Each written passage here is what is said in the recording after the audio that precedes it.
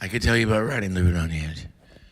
I got a phone call from the publisher, John Kolodner, a famous A&R guy, and said, do you want to work with Aerosmith, America's greatest rock band? I went, yeah, of course I do, you kidding?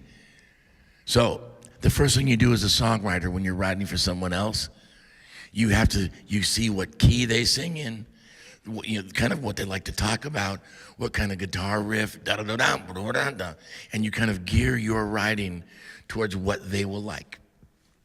So I Aerosmith myself out with all my riffs, knowing what key Stephan sang in. I said, okay, great. They fly me to Boston. I have all of my stuff ready. It was at Joe Perry's house where the studio was. I walk in and there was Joe Perry, standing there like a rock god, a wax chest, black leather vest, hair in front of his face with a cigarette.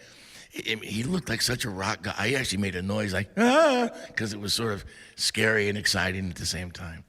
Now, as you can tell, I could talk to shrubbery, and Joe is really, really shy. So I was, you're in there and first time you're meeting him and you're trying to make it all work. And I went, Joe, what a great studio. Yeah. Joe, you think the Red Sox will ever beat the Yankees? Yeah. Joe, maybe later for lunch we'll get some clam chowder, because I was in Boston trying to have the accent. Yeah. And I'm thinking, oh my God, this is gonna be like a root canal, the whole day of this. I hear a car screech, door opens up, and there he was standing, backlit, with childbearing lips. Yeah, yeah, yeah, yeah, yeah! Steven Tyler. I go, thank God, someone like me. He walks in, we introduce, he says, play me some stuff, and as a songwriter, you go into your routine and you play the stuff, hopefully that will inspire them, and then they will say, great, let's do that one. So I play them all the songs, and they're like liking it, and then Steven Tyler had the insight and said, Marco, I got a question. What would you bring to the band if you were in the band? And no one's ever said that to me. With everybody that I work with, Ozzy, Anchovy, Bon Jovi, all the Ovies, none of them. And I was scared.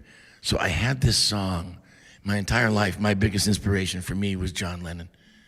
And I said, and at that period of time, all the songs were, let's hear it for the boys, and Footloose, like white people humping and dancing on the 1 and 3.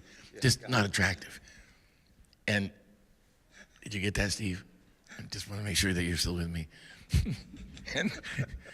and I said, I got this thing. And I grabbed the guitar, and I just went, something's wrong with the world today. I don't know what it is. Something's wrong with our eyes. Living on the edge. And Stephen went, stop, stop.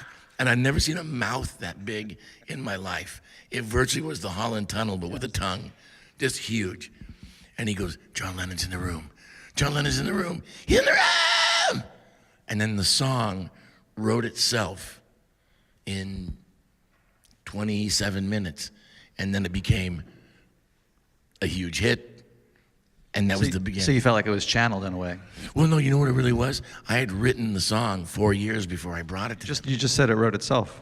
It did. But I'd written it by myself in my room. Got it. Telling the truth for me. And then he goes, what do you got? And I threw this out, and that throw out is what became that song. And the world is a better place for it. Thank you. Thank you, my brother. It was fun. That's all I can tell you. All right, let's have a round of applause for that story. That's a great story.